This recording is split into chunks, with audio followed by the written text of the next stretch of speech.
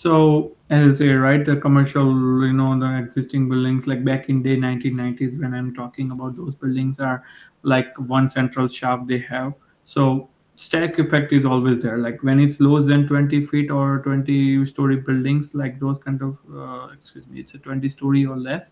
Stack effect is not that affect that kind of situation applied. But when it goes to higher like of about 20 floors or so, you're gonna see that problem starts occurring, like especially like for example, like you have rooftops, right, that you, as a standard physics, like the hot air stays high and cold air stays low. So normally that kind of situation start happening a lot of during the winter and summer seasons, and then upper floor starts starving more air or less air, depends on the situation. So with respect to like the commercial building, like back in days 1990s, they have pretty big shafts, pretty big elevator openings available. So with even now how much amount you are trying to cover them, but then air will start flowing between two floors or multiple floors, and this way that it's hard to overcome that effect for the high-rise buildings in the commercial. So but in the new buildings, like for example, we applied fire caulking, fireproofing,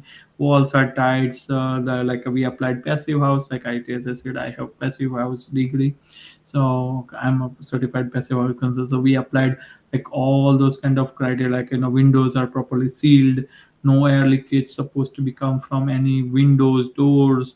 We do a blower test. We are, I mean, I'm doing all those kind of services and certification, like I do a blower test certification, like kind of. So with respect to like the air, we are trying to reutilize the air and all those kind of things. So this, there is less air gonna be escaped from the from zone or particular floor to other floor. So this way, in the new buildings it's achievable, but existing buildings or existing commercial buildings, it's hard to achieve those kind of situations. So